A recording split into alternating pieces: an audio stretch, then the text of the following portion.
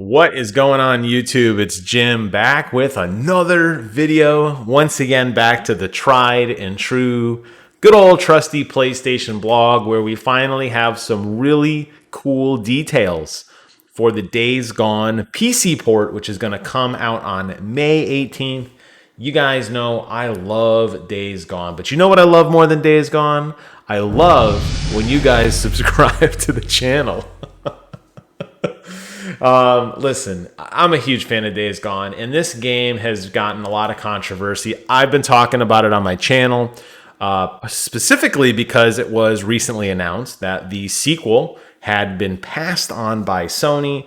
There's a lot of fallout from that, so it's interesting that they are continuing to celebrate the original despite the fact that they may not be interested in a sequel, which really is a story in of itself, but I'm not here to talk about that. I'm here to talk about the original Days Gone with this PC port. Now, Sony has been doing a lot of work lately to bring their games up to PC, and they are starting to embrace the model that Microsoft had kind of laid the foundation on, where they're going to basically let you play their games anywhere. Now, it's not day and date. I mean, Days Gone has been out for a hot minute, but the fact that they are willing to open it up to PC gaming is awesome. And honestly, this is such a phenomenal experience, such a phenomenal title.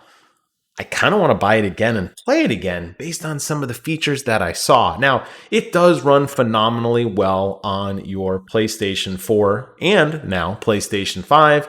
It is available for free if you have a PlayStation 5 via the PlayStation Collection, where they give away like 20 or so games. And it is also simultaneously the PlayStation free game for PlayStation Plus members of April. So whether you got a PlayStation 5 or you're still waiting for one, or you're still rocking your PS4 or your PS4 Pro, there's really no reason you can't get into the Days Gone goodness. But if you have a high-end gaming PC, you may want to wait because they've added a couple really, really cool features. It's going to be available on the Steam store and the Epic Games Store.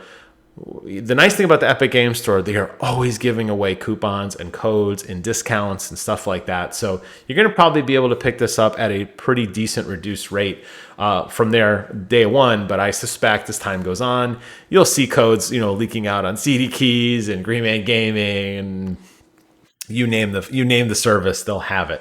But I wanted to show you just a brief snippet. This is an embedded video in the blog. As usual, you guys know the blog will be in the description below. You go down there and click it, check it out, read it for yourself. But I want to show just this little snippet of some of the features. So the first one is it will feature an unlocked frame rate. Now, right now, Days Gone on the PlayStation 5 rather, is hard locked at 60 frames a second, which is honestly fine because when I played the game, you were lucky to get 26 frames a second in certain places, particularly with some of those really nasty freaker fights, particularly at the end of the game.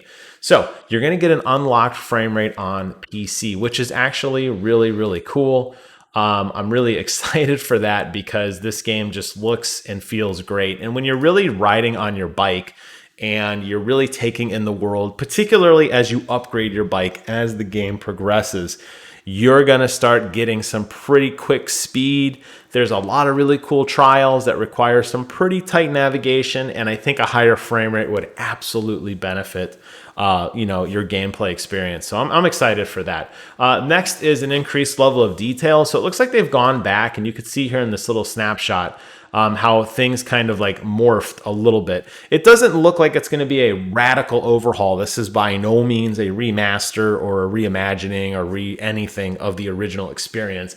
It just looks like they were able to really throw in a little bit more of the existing assets to make everything look a little more dense and to make everything look a little more vibrant. Now, this game does take place in the Pacific Northwest, so it has a very distinct look to it. There were places that I could definitely tell they had to scale back on certain things. While you do a vast part of your gameplay on these abandoned roads, kind of where you're seeing Deke drive through here now, there are a lot of instances later on in the game, and I don't want to give away spoilers, but there are a lot of instances where you're not anywhere near your motorcycle, and you could tell where things are a little more barren than they should be. And I feel like missing out on that, that really lush landscape does kind of hurt the image experience a little bit.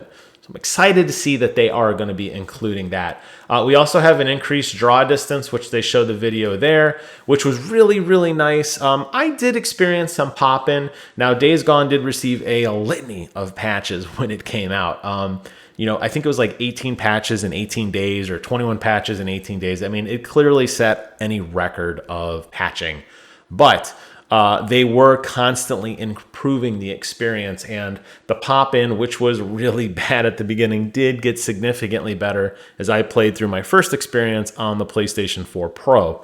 To see that they would increase it even further, again, driving your motorcycle at high speeds, swerving in and out of hordes and freakers and such, I think having that increased draw distance is going to make a pretty big impact on the experience. Then there's a couple other little things in here like graphical customization. I don't really know why this is a selling point. Every PC game ever has graphical customization that basically allows you to change your settings. Every game ever will let you make like high, medium, low. You could increase particles, physics, shaders, anti-aliasing, etc. I'm not really sure why that's a selling point. They are including a super resolution photo mode since the game does run at really high frame rate, really high quality, that 4K frame rate. So sounds like they are going to give you a little bit more tweaks on the photo mode, which could be nice. I was never a big fan of photo modes in general, but I know a lot of people like to get these like perfect shots, and now you're going to be able to do that.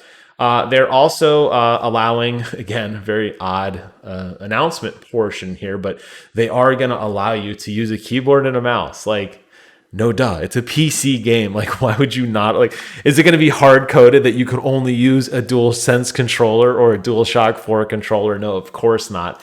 That part isn't as exciting.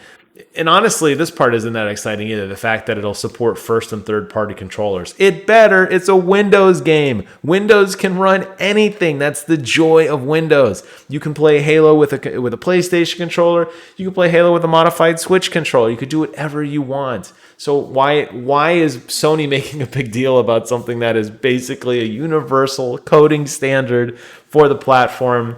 Maybe shows just how green they are, honestly, when it comes to this whole experience. And just, maybe they're like, hey, we're going to include all these really cool things that, poor Deacon, they're going to include all these really cool things that are standard. Like, are you going to tell me that it also includes the feature of allowing me to adjust the game volume or adjust the window size or run in full screen? Like, get out of here, Sony. Come on, you're being stupid. I will say this, though, and this I think is the key here. Our team has been hard at work to deliver new and experience, new and returning players, unique experience with all the new features. One of the ones that is not mentioned in the trailer, which really makes me want to get it more than anything, is us Ultrawide, us 1% of the 1%ers. You got the PC Master Race, right? That's the 1%. And then you have the Ultrawide Master Race, which is the 1% of the 1%. So being able to get 21:9 Ultrawide monitor support makes me squeal with glee as I'm sitting here looking at my ultrawide monitor. Playing this game in ultrawide, it just sounds insane. Putting on my freaking Sennheiser HD 598s, using my Astro with optical input, it's going to sound unreal. And then you're going to have this huge field of view around you. Oh man, it makes me want to get it just for that. Like, legitimately just play it all over again.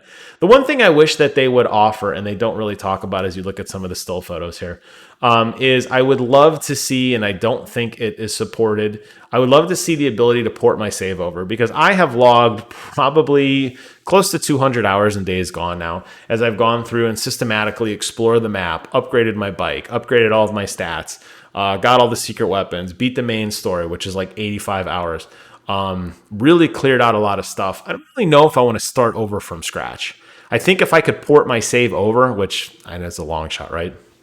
But I think if I could port my save over, I would have pre-ordered this like the second this announcement came. But I don't think they're going to offer that. But maybe they will. But I highly doubt it. But regardless of all of that, Days Gone is a game. Do not sleep on this game. If you are a PC Master Racer and you have not yet played it, what are you waiting for? Well, you're waiting till May 18th, but then you have no excuse. That's it for today's video. Hope you guys found it informative. Leave some comments below. Let me know why Days Gone is one of the greatest games ever. Because it is. And until next time, I will see you guys on the other side.